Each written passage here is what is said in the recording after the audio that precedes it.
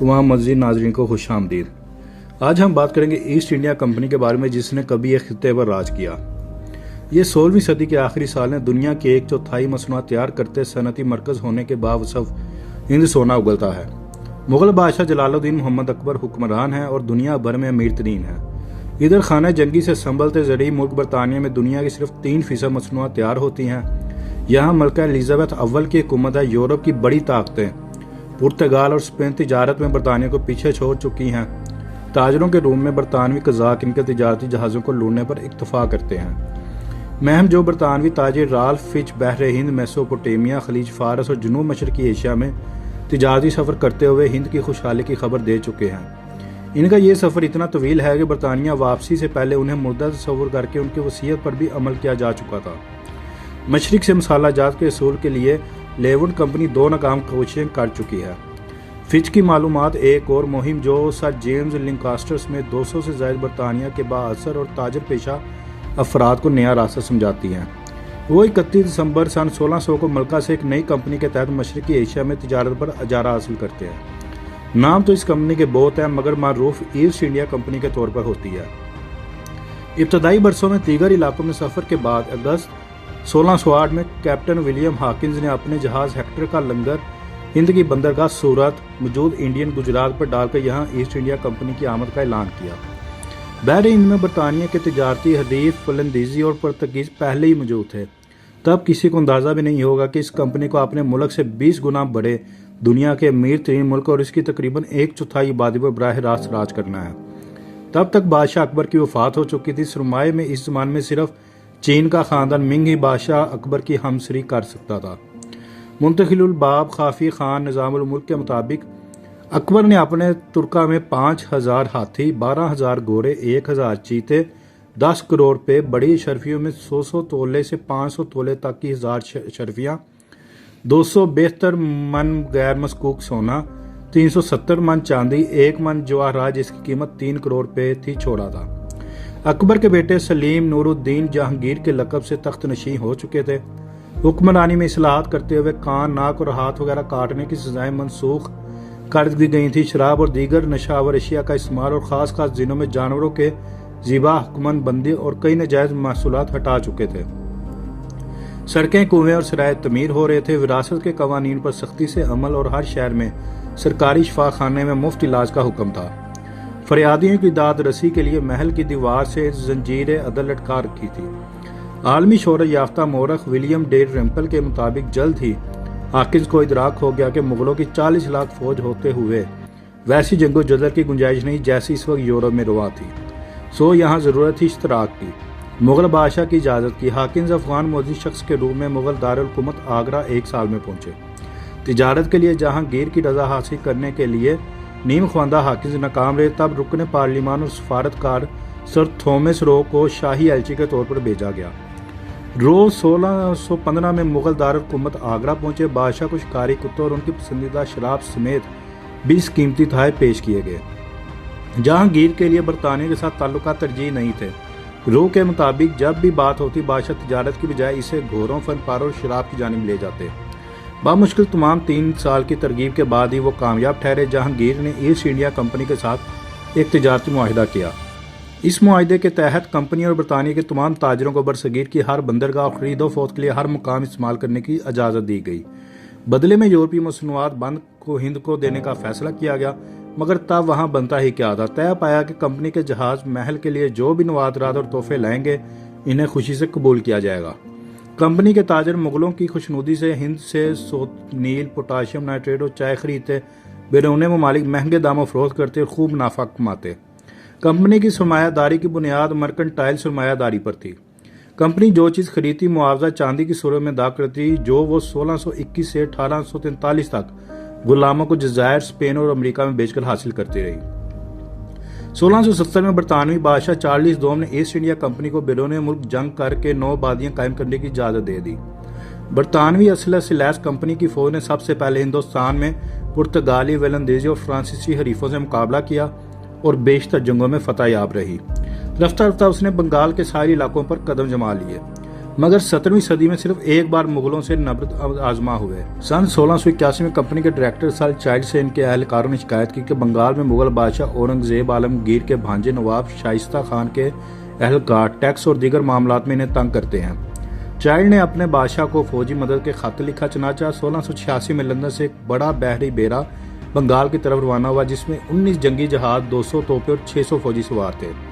इधर मुगल बादशाह की फौज भी तैयार थी, लिहाजा जंग में मुगल फातेहा रहे। सन 1695 में एक बरतानवी बहरी कजाक हेनरी एवरी ने औरंगजेब के खजाने के बहरी जहाज फतेह मोहम्मद और गंज सवाई को लूट लिया था। इस खजाने की मालियत 6 से 7 लाख बरतानवी पाउंड थी।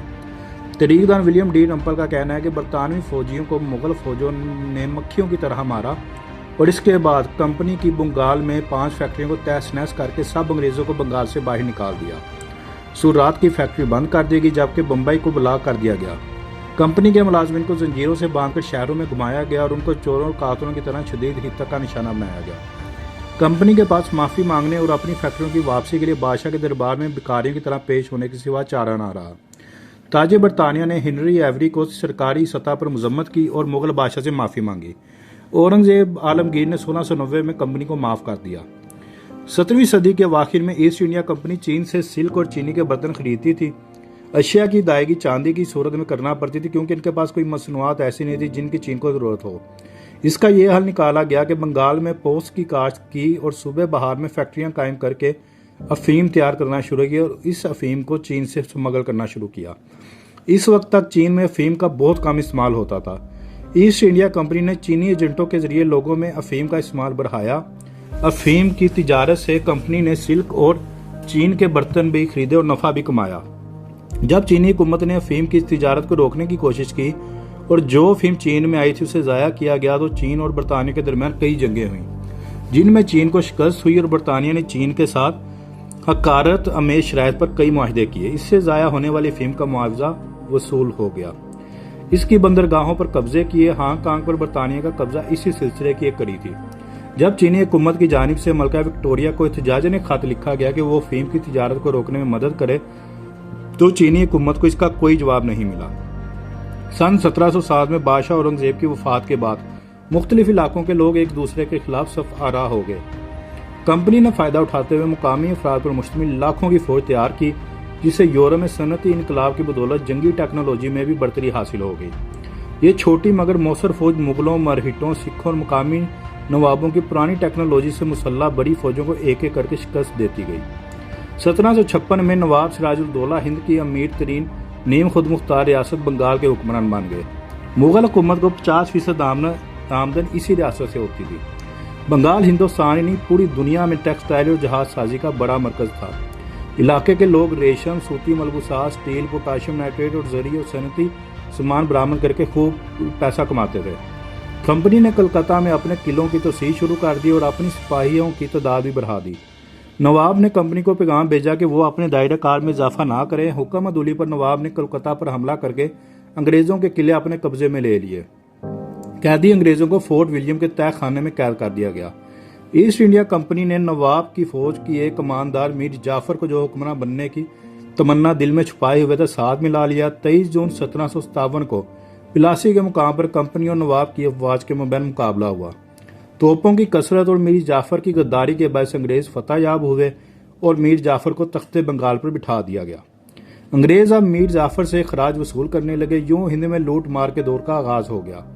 जब खजाना खाली हो गया तो मीर जाफर ने कंपनी से पीछा छुड़ाने के लिए वलंदेजी फौज से मदद ली। सन 1759 और फिर 1764 में फतह के बाद कंपनी ने बंगाल का नज़्म-ओ-नस्क संभाल लिया। नित नए टैक्सों का बोझ लादा वो बंगाल की अशिया सस्ते दामों खरीद कर बैरून मुल्क महंगे दाम फरोख्त करने लगे। 18वीं सदी के पहली सेंचुरी में बरतानवी ताजिर हिंदुस्तानी बाशिंदों से चांदी के सिक्कों के ओस, कपास और चावल खरीदते थे। जंग प्लासी के बाद ईस्ट इंडिया कंपनी ने हिंदुस्तान से मालिया और महसूलात के निज़ाम की मदद से तिजारत पर जारादारी कायम कर ली। तरीक़ेकार ये था कि हिंदुस्तान से वसूल करदा महसूलात का तकरीबन 1/3 हिंदुस्तानी मसनूआत की खरीदारी पर सर्फ किया जाता। गोया हिंदुस्तानी महसूलात की सूरत में जो रकम अदा करते थे, इसके 1/3 के बदले अपनी मसनूआत बेचने पर मजबूर थे। दुनिया के हर मुल्क के ताजिर हिंदुस्तान से तिजारत करते थे। मुहज़्ज़ब दुनिया में ढाका और मुर्शिदाबाद की मुकम्मल کا استعمال عظمت اور برتری کا ثبوت تھا۔ یورپ کے ہر ملک میں ان دو شہروں کی ململ اور چکن بہت زیادہ مقبول تھی۔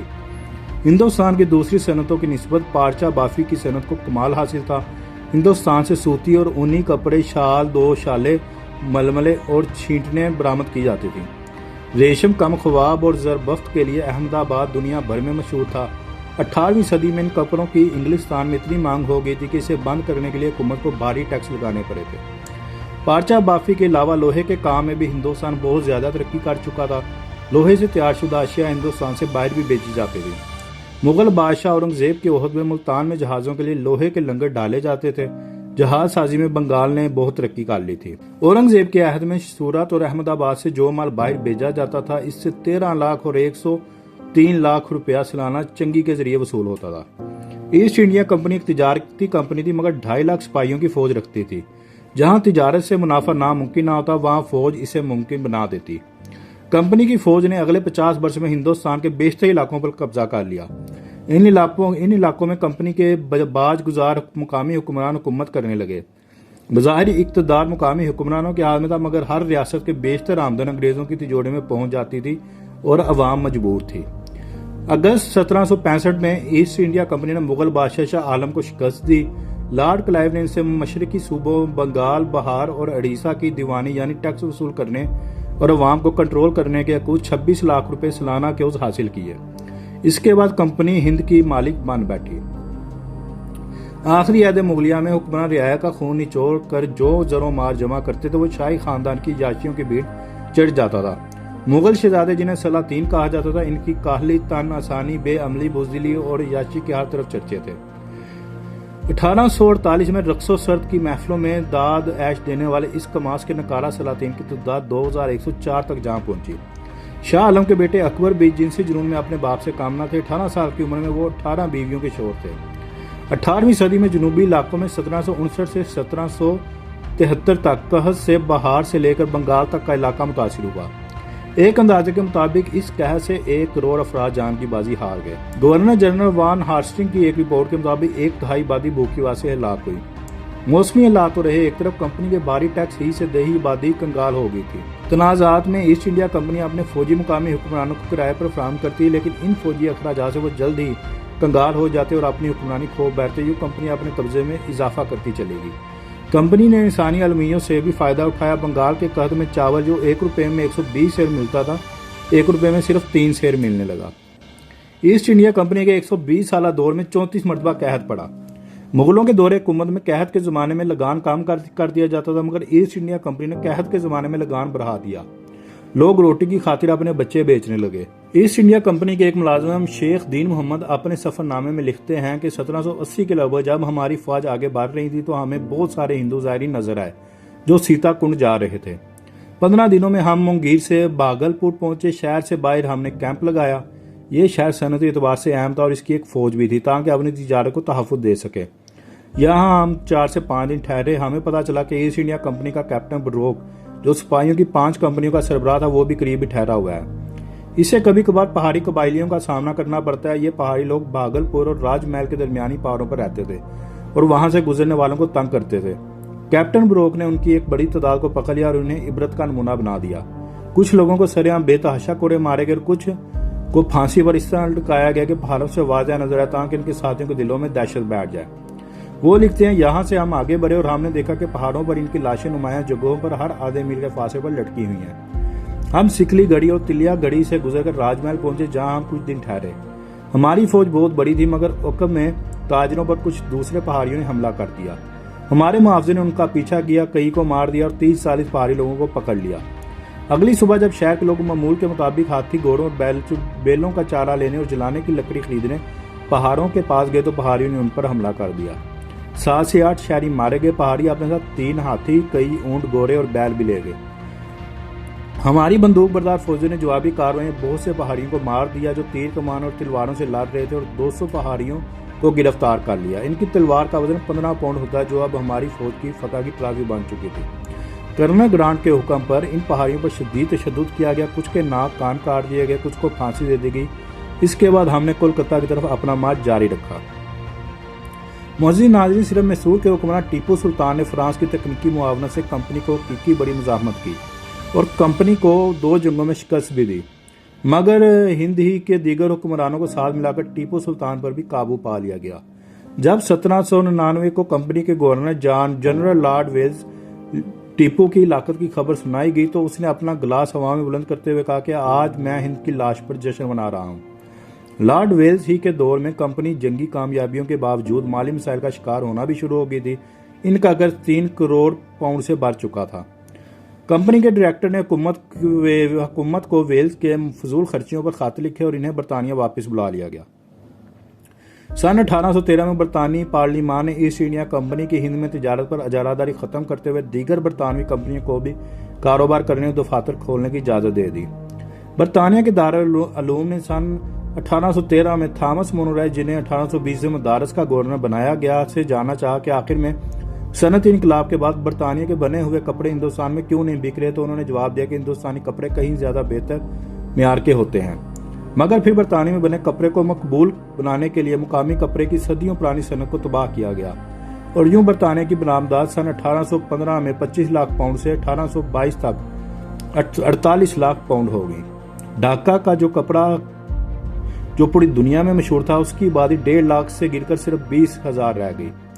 گورنر جنرل ولیم بنٹنگ نے 1834 میں اپنی رپورٹ میں لکھا کہ معاشیات کی تاریخ میں ایسی بدترین صورتحال کی مثال نہیں ملتی۔ ہندوستانی جلاحوں کی ہڈیوں سے ہندوستان کی زمین سفید ہوگی۔ کسانوں کی آمدن پر ٹیکس 66% کر دیا گیا، جو مغل دور میں 40% تھا۔ نمک سفید روزمرہ استعمال کی اشیاء پر بھی ٹیکس عائد کیے گئے، اس سے نمک کی کھپت عادی ہو گئی۔ نمک کم استعمال کرنے کی وجہ سے غریب لوگوں کی صحت سخت متاثر ہوئی اور ہیضے اور لو لگنے کی وجہ سے ہونے والی اموات میں بڑا اضافہ ہوا۔ ایسٹ انڈیا کمپنی کے ایک ڈائریکٹر ہنری جارج ٹکر نے 1823 میں لکھا کہ اس طرح ہند کو ایک صنعتی ملک کی حیثیت سے گرا کر ایک زرعی ملک بنا دیا گیا ہے تاکہ انگلستان کا مال ہند میں بیچا جا سکے۔ سن 1833 میں برطانوی پارلیمان نے ایک قانون کے تحت ایسٹ انڈیا کمپنی سے حق تجارت چھین لیا اور اسے گورننگ کارپوریشن میں بدل دیا۔ یہ طریق ایک منفرد مثال ہے جس میں 18ویں صدی کے وسط میں ایک نجی کمپنی نے اپنی زمینی فوج اور بحریہ کی مدد سے 20 کروڑ لوگوں پر مشتمل ایک پوری قوم کو غلام بنا دیا تھا۔ کمپنی نے سڑکیں بنائی، پل بنائے، ذرائع قائم کیے، ریل چلائی، مگر ناقدین کا کہنا ہے کہ ان منصوبوں سے عوام کو تو سفری ذرائع میسر آئے، لیکن اصل مقصد کاٹن، سلک، افیم، شکر اور مصالحوں کی تجارت کو فروغ دینا تھا۔ سن 1835 کے ایکٹ کے تحت انگریزی زبان اور ادب کے فروغ کے لیے رقوم مختص کی گئی۔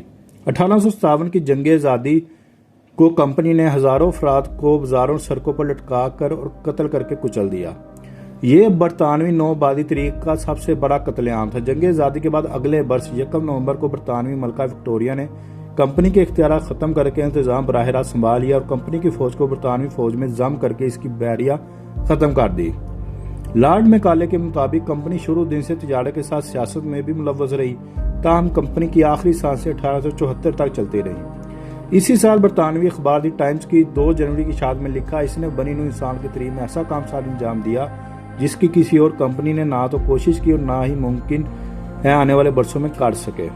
اب ہند براہ راست تاج برطانیہ کی زیر نگین تھا۔